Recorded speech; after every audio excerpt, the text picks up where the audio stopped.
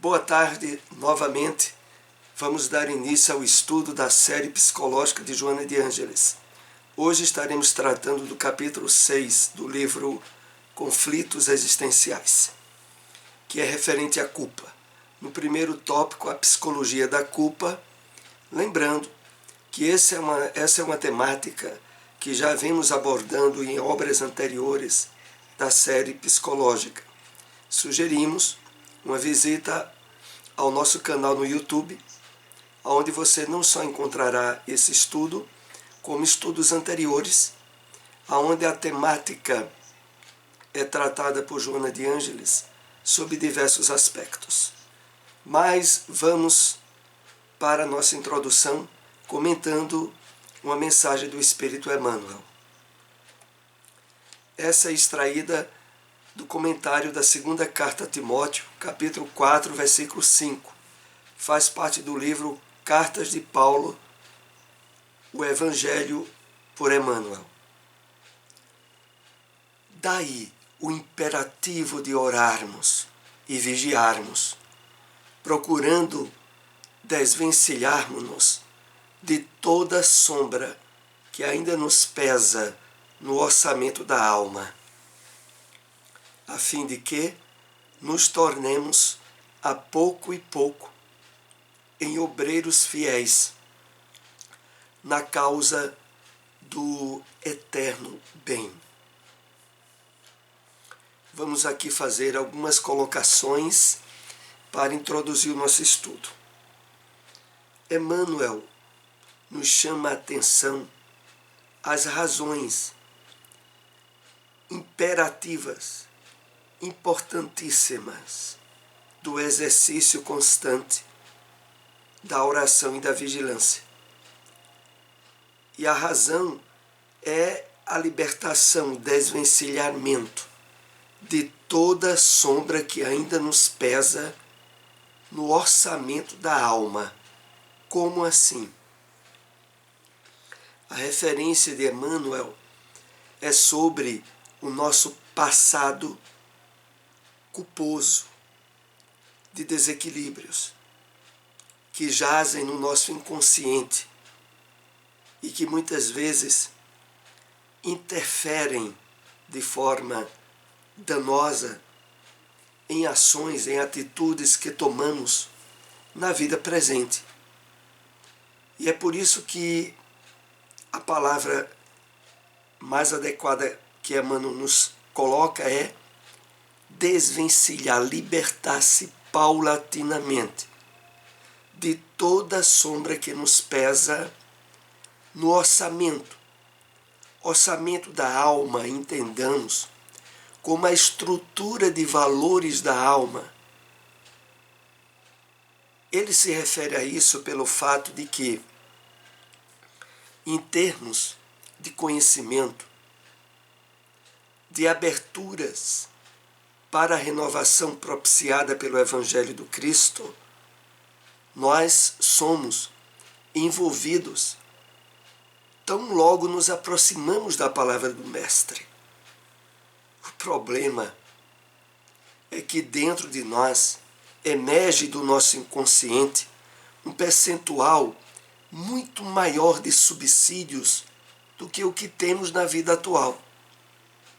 E por isso, a necessidade da comunhão com a espiritualidade elevada através da oração, a atenção sobre o que nos vem no pensamento pela vigilância, a fim de não darmos acolhimento a energias de desequilíbrio que poderiam estimular aspectos negativos do nosso passado encarnatório. A fim de que, Emmanuel continua, nos tornemos pouco e pouco em obreiros fiéis na causa do eterno bem. Para nos transformarmos em obreiros fiéis, é imprescindível esse trabalho diário. Diariamente nós precisamos estar em comunhão com o alto, em prece, em vigilância ativa, nas diversas situações e circunstâncias que compõem o nosso dia a dia. Atentos à realidade maior de sermos espíritos em trânsito por um corpo físico, mas esclarecido e desperto para a importância desse trabalho de ressignificação do nosso passado. Aliás, é isso que é um dos objetivos principais desse estudo que fazemos da série psicológica de Joana de Ângeles. Claro que não substitui a leitura da obra, sempre dizemos aqui. O objetivo que intentamos é despertar interesse para a aquisição e o conhecimento do livro. Não só do livro, mas de todas as obras que compõem a série psicológica. Mas vamos então para o nosso estudo dessa tarde, que é a respeito da psicologia da culpa. Faz parte do capítulo 6 do livro Conflitos Existenciais. Duas são as causas psicológicas da culpa. A que procede da sombra escura do passado e a que tem sua origem na infância, como decorrência da educação que lhe foi ministrada. Então, é daí que surge esse sentimento de culpa, que é um sentimento negativo, que abre portas para uma série de desequilíbrios emocionais, estabelecendo inclusive interações com doenças dos sentidos, como depressão, ansiedade e outras. Mas a causa, Joana define bem, ou está nas estruturas das nossas experiências do passado, das reencarnações que já tivemos, ou vem das experiências atuais desde a nossa infância. O remorso gerou o fenômeno de identificação do erro, mas não se fez acompanhar da coragem para a conveniente reparação, transferindo para os arquivos do espírito o conflito em forma de culpa.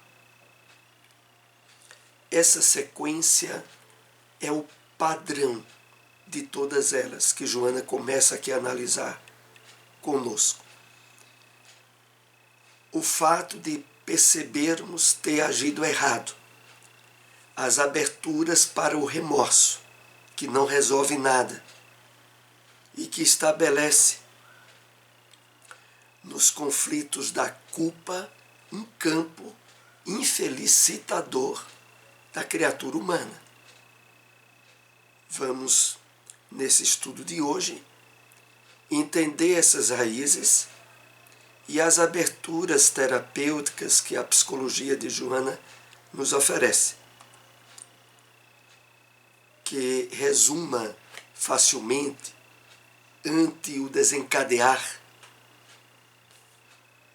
e qualquer ocorrência produzida pela associação de ideias condutora da lembrança inconsciente.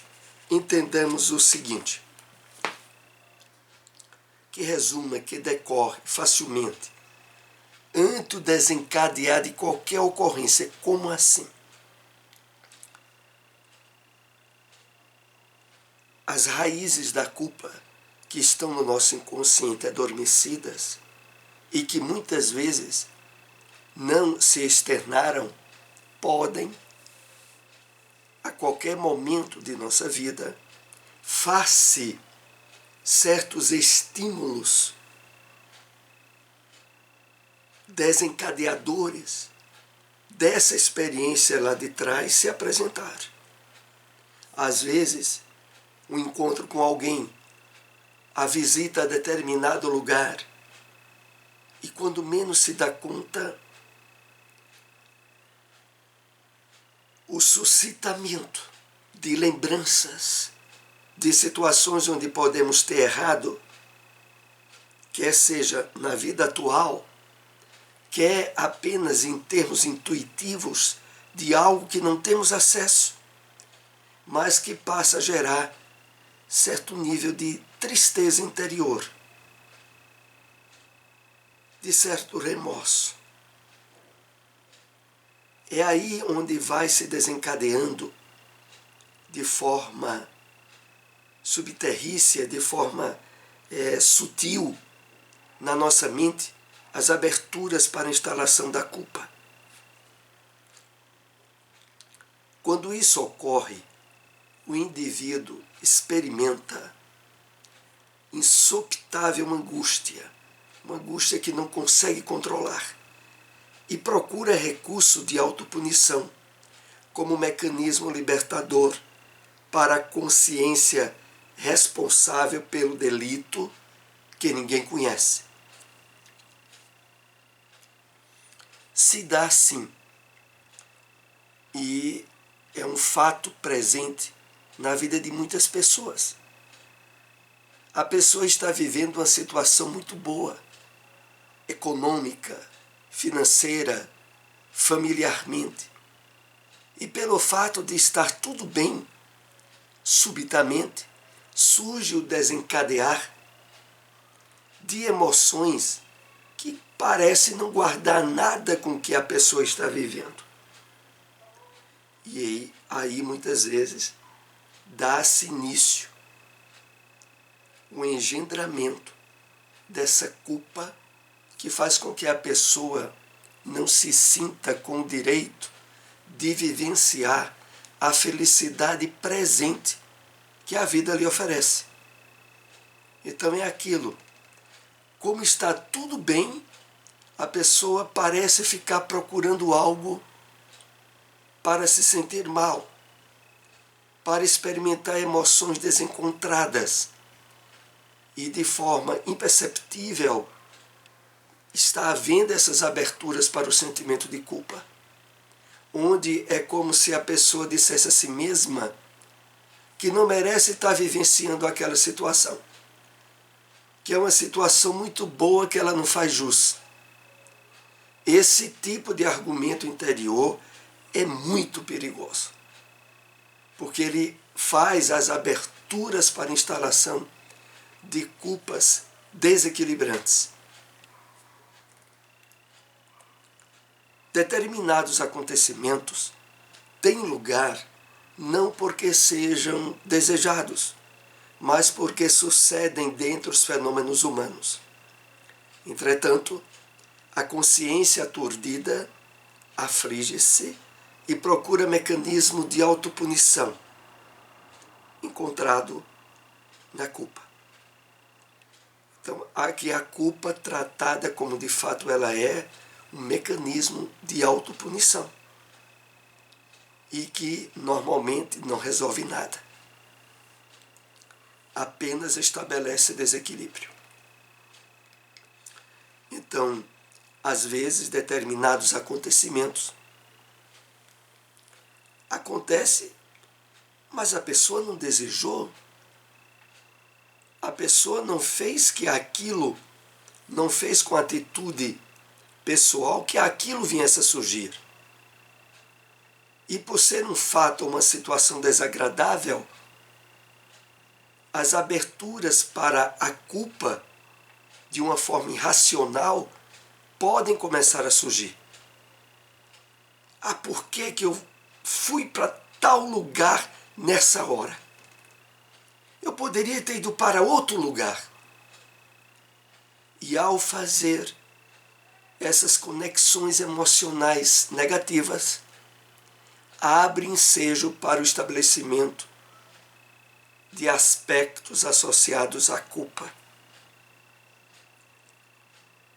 Então, como o texto aqui diz, determinados acontecimentos têm lugar, mas não porque tenham sido desejados, mas porque sucedem dentro dos fenômenos naturais. Entretanto, a consciência aturdida aflige-se e procura mecanismo de autopunição. A questão toda principal é o nosso passado de erros, de sofrimentos, de frustrações e de infelicidade. Esse material vasto que faz parte do nosso psiquismo, ele enseja, se não estivermos atentos e conscientes, aberturas variadas para situações de culpa, de remorsos. Porque só agora, principalmente com o encontro que nós estamos tendo com a realidade espiritual da vida e a percepção que o objetivo maior da criação divina é a nossa felicidade, isso precisa estar bem íncito em nós, para ir quebrando esses vínculos de culpa e de infelicidade, porque antes de termos nos nutrido com o Evangelho do Cristo à luz da doutrina espírita, desde a Gênese, com o chamado pecado original, vem o sentimento de se sentir culpado. Vem de Adão e Eva, em sentido figurado, como entendemos, mas que está no psiquismo da maioria de nós.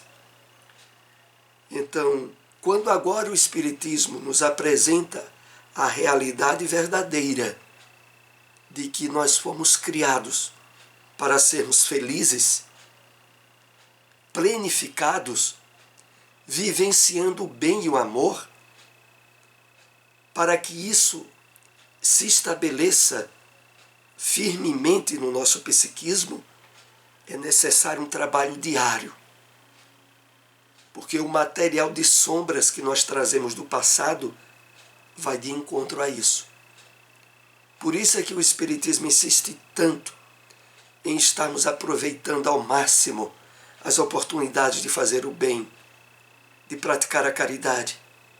Porque na medida que essas ações vão se delineando, nós estamos ressignificando o nosso passado bagunçado. As nossas sombras começam a serem diluídas. Reprimir a culpa, tentar ignorá-la, é tão negativo quanto aceitá-la, como ocorrência natural, sem discernimento da gravidade das ações praticadas. À medida que é introjetada, a culpa assenhoreia-se da emoção e torna-se punitiva, perversa.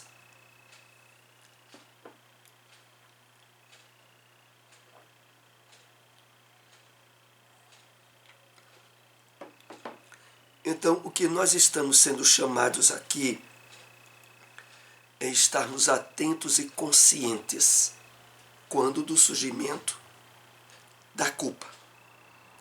Não sem ignorá-la, mas também sem aceitá-la, se nutrindo dos efeitos negativos que ela traz.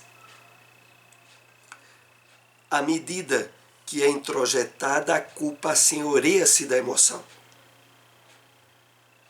Aqui o significado é, quando essa culpa não é trabalhada conscientemente, que nós iremos ver mais adiante, ela introduz-se de uma forma devassaladora no nosso íntimo e cria no nosso psiquismo aberturas para a autopunição, a autoflagelação.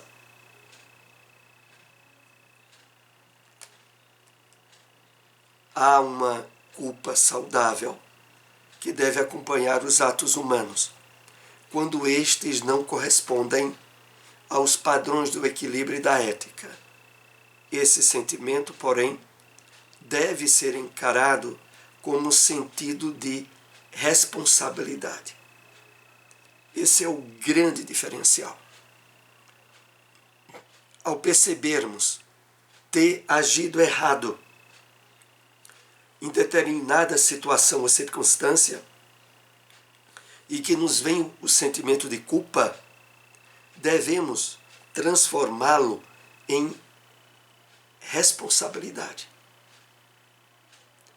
em perceber-se que ainda é imperfeito, por isso agiu daquele modo, mas que deve, dentro do possível, procurar meios de retificar o erro, de corrigir, desde que seja possível.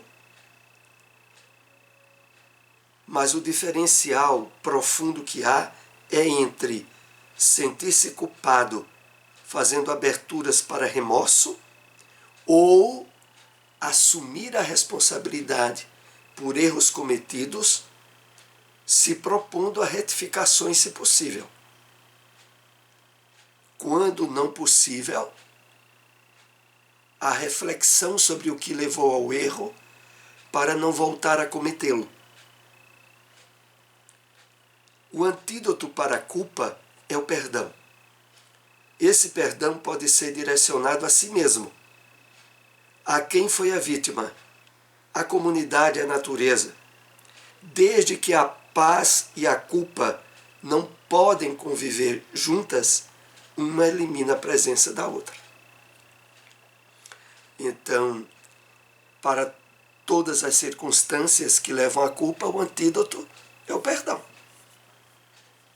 Desde o auto-perdão, onde nós devemos aprender, tendo a consciência de aprendiz imperfeito, de poder agir em determinado momento de forma errada, ao perdão que também devemos dar aos outros e a pedir perdão aos outros. Aqui, quando fala a comunidade, a natureza, é porque não poucas vezes, ao sofrer danos materiais graves por fenômenos naturais, a pessoa ficar revoltada contra a natureza ou contra Deus por aquilo ter acontecido. E nessa revolta, as perspectivas de desequilíbrio emocional se intensificam grandemente.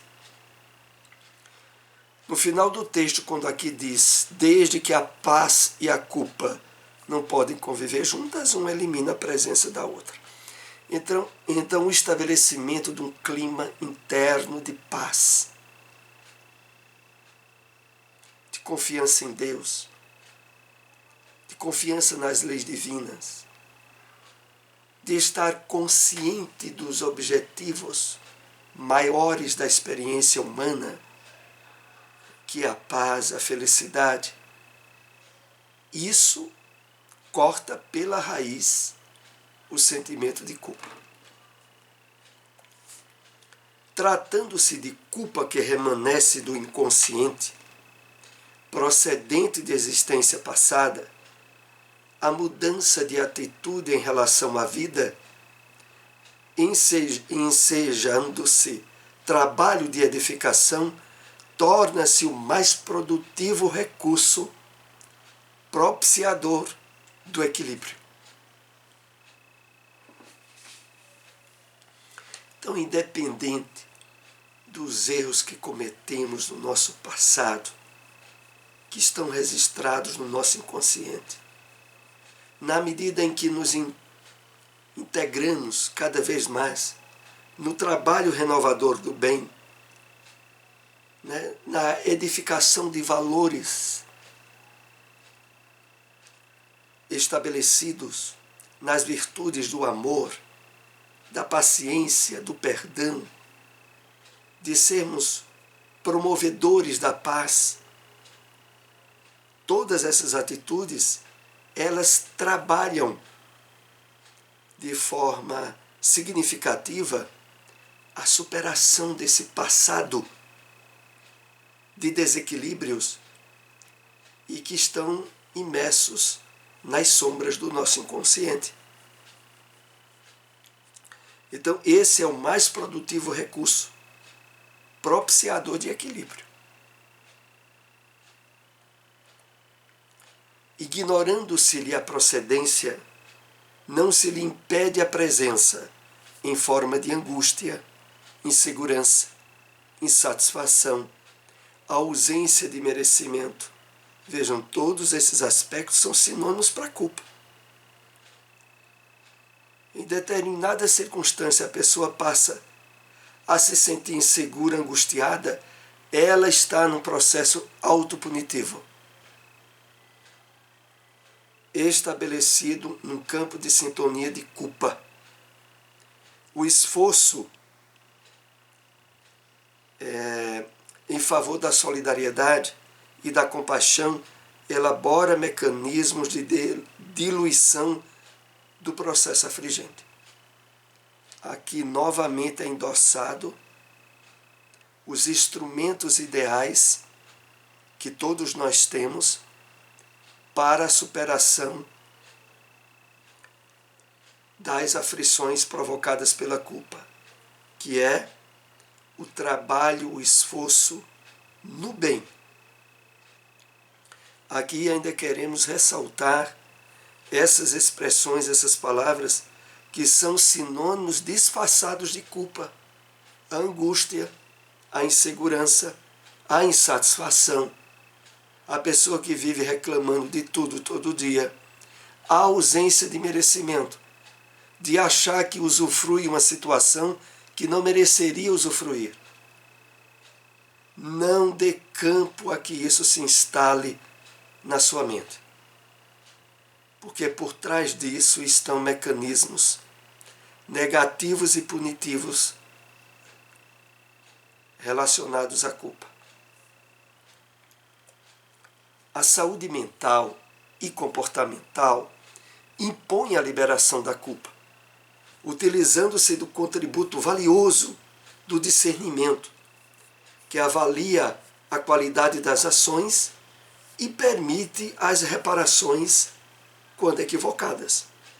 Então, concluindo esse capítulo, capítulo 6 do livro Conflitos Existenciais, Joana deixa para nós bem claro que esse esforço para superarmos o sentimento de culpa nos propiciará saúde mental e comportamental,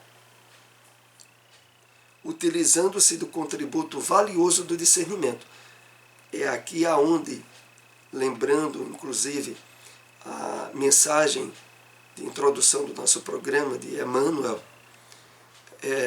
aonde ele nos chamava muito a atenção sobre o trabalho da comunhão com o alto, da prece, da oração e da vigilância, de estarmos atentos àquilo que nos chega na casa mental, a não oferecer guarida a pensamentos que percebemos serem produtores de estados infelizes em nós, quer estejam associados, como vimos há pouco, a nos sentirmos sem merecimento, a situações de desequilíbrios associadas a ciúmes, a possessividade, tudo aquilo que de certo modo nos desvaloriza intimamente, porque todos esses aspectos é como se nós disséssemos a nós mesmos que não merecemos estar vivendo determinada situação, tem seus vínculos com a culpa. E devemos utilizar do discernimento, da vigilância, para desconectarmos-nos com esses tipos de pensamentos. Depois diz aqui que avalia a qualidade das ações e permite as reparações quando equivocadas. Então está sempre aberto ao trabalho das retificações. Se é originada de algo que fizemos errado no presente e podemos reparar, não tardemos. Se é de algo que não podemos diretamente reparar, trabalhemos no bem, esforcemo-nos para ajudar muitos, de tal forma que isso passe a ressignificar esse nosso passado de sombras. Bom, aqui nós concluímos esse rápido estudo. Agradecemos àqueles que nos acompanharam. Se possível, compartilhem essas informações. Até o próximo estudo. Boa tarde.